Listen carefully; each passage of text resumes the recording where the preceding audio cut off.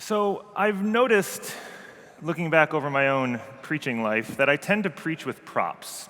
You might remember some things I've done from this very pulpit. I held up a rearview mirror once. I danced the Macarena. I did a whole little nursery rhyme. Down in Space for Grace, I have bounced ping pong balls and tossed balloons around. One sermon I gave at a different church, I even had a giant pile of dirt I brought in just as a prop. And then for this sermon, I was preparing for it, and I was like, okay, I'm going to break out of my comfort zone. No props. Just stand and deliver. And then on one of our meetings with the worship planning team here at Riverside, Farley Lord, the Minister of Stewardship and Development, said, "Oh, Jim, your sermon. We have the perfect prop." It's right down there. If you are close to the front, you can see it. If you are further in the back, I will invite you after worship or when you come up to receive communion. This mural below the pulpit here was painted as part of our homecoming celebration this past fall. And this turns out to be the perfect outline for this morning's sermon. We'll start with the bell tower. You see it there? 90 years ago this October, the Riverside Bell Tower was completed. The church opened for worship. We are celebrating 90 years of our legacy of love and justice. And people from all around the world know that bell tower. It's the tallest steeple in North America. I think it's the 17th tallest in the world, maybe 19th. I need to check Wikipedia on that one. But when the church first opened, people could go to the top of the bell tower to take tours. For the first 70 years, approximately, the bell tower was open for tours. I've seen some of the photos from our archives where we have some of our lovely church mothers behind a table with a sign that said, "Bell Tower Tours, $1. The price has gone up since then, I'm sorry. And for 70 years, people got to go to the top of the Riverside Bell Tower and take a look from the view. And then around the year 2000, we stopped. That part of Riverside was closed until this past December. December 9th, 2019, the bell tower reopened for public tours. And since then, 205 people have taken tours to the top of the Riverside Bell Tower. Now, let me tell you what you see when you get there. You'll look out to the north, and you get such a unique perspective on the George Washington Bridge and the Little Red Lighthouse. You can see them both side by side from the top of the bell tower. You move along towards the south, and you get one of the most breathtaking perspectives of Columbia University with this big green rectangle in the back. We call it Central Park. And then you continue around towards the northeast, and this is our communication director's favorite view, Brian Simpson, Yankee Stadium. When you walk on the ground around the church, you see some wonderful things. But when you go to the top of the bell tower, it allows you a new perspective on what's been there all along. And so this morning's sermon, we're going to begin in the bell tower. I want us to bring a new perspective to a text you've probably heard time and time again. The Hebrew reading this morning came from our prophet Micah, and that last verse, chapter 6, verse 8, "Do justice, love mercy, walk humbly." I want us this morning to look at those phrases with perhaps a bell tower perspective, seeing it fresh for our lives and for our world. So first, do justice. People like the word justice. I mean, it's a sexy word, justice. That's right, we are going to advocate and do things to make sure that this world is made right.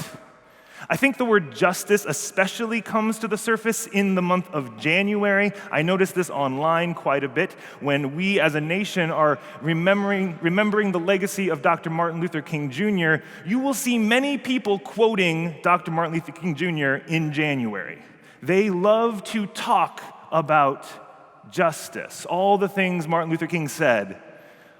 The arc of the universe is long, but it bends towards justice. Well, talking about justice misses the point. It's not talk about justice. What's that first word? Do justice. We so quickly move to that sexy word justice, and we miss out on the invitation, the command perhaps, to do justice. I don't know about you, but talk is cheap. And perhaps you learned this as a child as well, but actions speak louder than words. Now, I look at our life here at Riverside, and I am so proud that we as a congregation take this reminder to heart.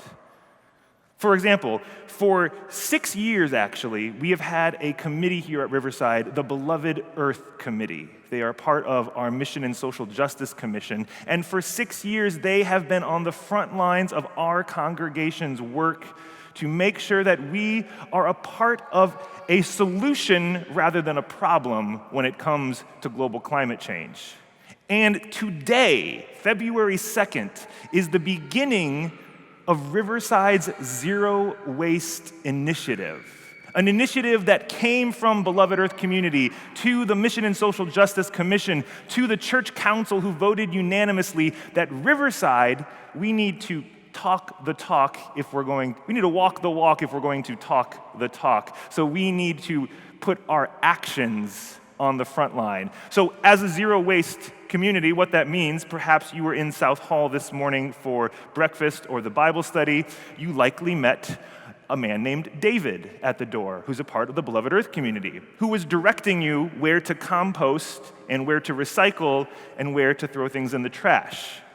Now, my shocking realization, and as I stood there with some other congregants, we realized pretty much everything we were used to throwing in the trash could actually go in the compost.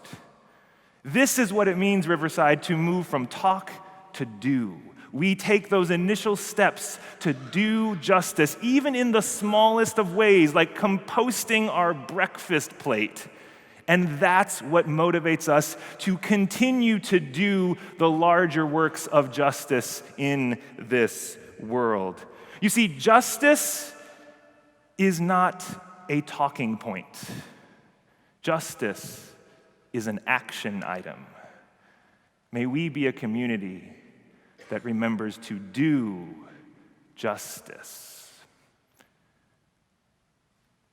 Love mercy. Now, when it comes to that word love, we receive many messages in our world. Love is a many-splendored thing. Love lifts us up where we belong. All you need is love. The Christian scriptures even join in and say, God is love. Well, love, I think, is not the best noun, but it's a really great verb. Now, I grew up as a child in the 90s listening to Christian music, so if you are anything like me, you might remember the Christian rap trio named DC Talk. And yes, Christian rap trio is an actual thing. You can Google it later. DC Talk is the band, and they had a song where they said, or rapped this: "Hey, tell me, haven't you heard? Love is a serious word. Hey, I think it's time you learned. I don't care what they say. I don't care what you've heard. The word love is a verb." We so often put it into this noun, where we buy things with hearts on them and we talk about love, love, love, but what does it mean for love to be our action, our ethic? When Riverside was first built 90 years ago, One of the commitments that Dr. Fosdick had was that we would continue to be a church that loved our neighbor. Love your neighbor, there's the verb. The greatest commandment, Jesus says, is to love your neighbor.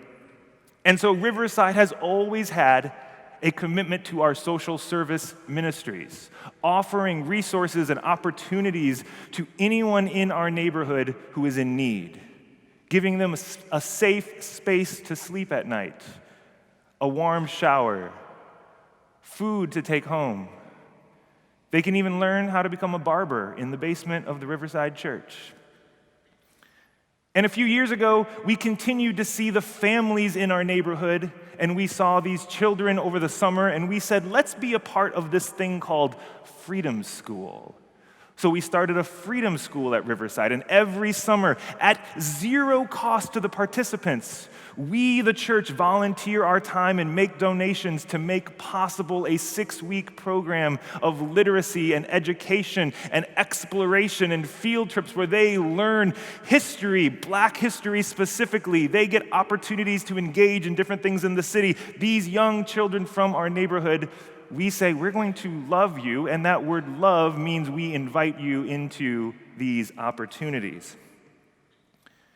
Or about 30 years ago, the United States was in the midst of refugee resettlement, as we continue to often be a part of. And at that time, as it is today, there was a bit of tension around some of this. Where do these refugees go? What if they don't have a safe place? And it was around that time that the word sanctuary was being used.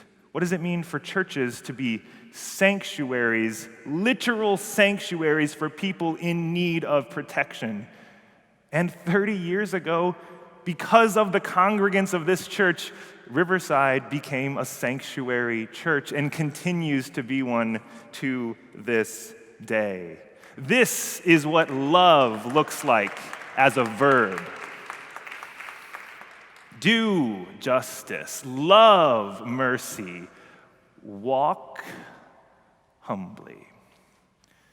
Now, I'll be honest, this one's the hardest for me. Walk. I think it's hard for all New Yorkers because we have 2 paces, which is like speed walking, which is like most of the world sprinting, and then we have this other pace that's even more ungodly than that. I don't know what it is. And we're like tourists everywhere. What's going on? I like to run. I mean, both literally, I'm a runner, I'm training for a marathon this summer. I like to get out and move. And then both metaphorically, I like to run. I want to go fast, I want to go far, I want to do more. But that's not what this passage is inviting us to. Walk. Sometimes this is the invitation we need for a couple of reasons.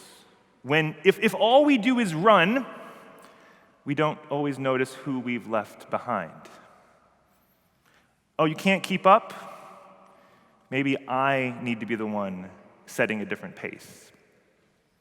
And if all we do is run, we have a tendency to miss the good and beauty all around us because we're too busy running to the next thing that we weren't present with this thing. The road is made by walking it. Now, I think as a church, and I look at our future, we've had a great 90 years behind us. We've had an interesting 9 months behind us. We don't need to go backwards, but we can't stand still. We need to walk forward. We don't have to go fast, but we do have to walk forward. And so we come down from this bell tower that we see here depicted. We come down having looked at a familiar passage of Micah 6:8, seeing those verbs as perhaps the invitation. Do, love, walk. What are we supposed to do? Love. How do we love? We walk forward one step at a time. May it be so. Amen.